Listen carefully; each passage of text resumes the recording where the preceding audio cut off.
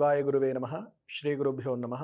ఈరోజు పంచాంగము 19/4/2024 క్రోధినామ సంవత్సరము ఉత్తరాయణము వసంత ఋతువు చైత్రమాసము శుద్ధ ఏకాదశి శుక్రవారం రాత్రి 8:39 వరకు. ఈరోజు నక్షత్రం మఖా నక్షత్రము ఉదయం 11:55 వరకు. తర్వాత పూర్వ పల్గుని అంటే దీన్నే పుబ్బా నక్షత్రం అంటారు. రాహుకాలము ఉదయం 10:30 నుండి 12 గంటల వరకు. గుళికా కాలము ఉదయం 7:30 నుండి 9 గంటల వరకు. యమగండ కాలము మధ్యాహ్నం 3 గంటల నుండి 4:30 వరకు. వర్జము రాత్రి 8:45 నుండి 10:31 వరకు. దుర్ముహూర్తము ఉదయం 8:15 నుండి 9:05 వరకు.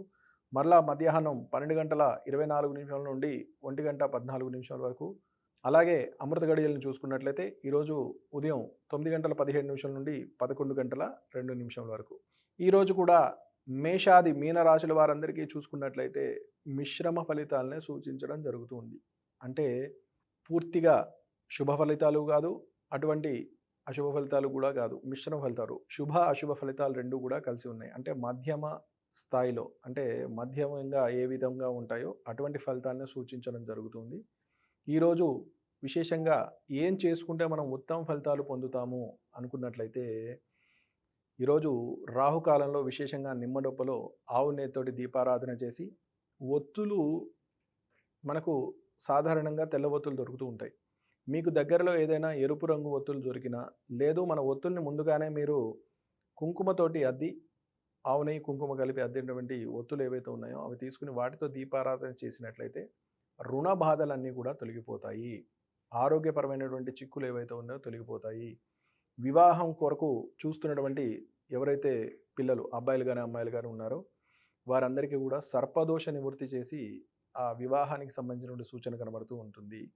కాబట్టి నా దీపారాధన చేసి దుర్గా కవచమును కానీ లేదా దుర్గా అష్టోత్తరమును కానీ పారాయణ చేసినట్లయితే, దేవి ఖడ్గమాల కానీ ఇవి పారాయణం చేసినట్లయితే మీకున్న సర్పదోషము, ఇటువంటి దోషాలు ఇత్యాది దోషాలు ఏవైతే ఉన్నాయో నివృత్తి చేయబడి మంచి ఉత్తమ ఫలితాలు పొందడం జరుగుతూ ఉంటుంది. కాబట్టి మీ దగ్గరలో ఉన్న ఏదైనా దేవి ఆలయంలో కానీ లేదా శివాలయంలో ఖచ్చితంగా అమ్మవారు ఉంటారు, ఆ ఆలయంలో కానీ వెలిగించినట్లయితే సత్ఫలితాలు పొందేటువంటి సూచన కనబడుతుంది. కాబట్టి శ్రద్ధ వహించడం మంచిది.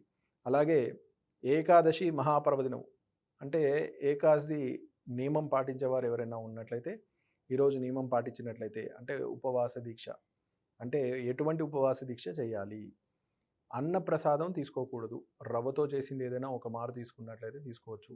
లేదా పళ్ళు, పాలు, నీటిలో కొంచెం తేనె కలుపుకున్నటువంటి నీరు, ఇటువంటివి తీసుకున్నట్లయితే ఉత్తమ ఫలితాలు పొందేటువంటి సూచన కనబడుతుంది. కాబట్టి ఏకాదశి వ్రతం చేసేవారు ఆ విధంగా తీసుకుని ఆ స్వామివారి యొక్క, ఆ నారాయణ యొక్క అనుగ్రహం పొందుతారని ఆశిస్తున్నాం. శుభం భూయాత్.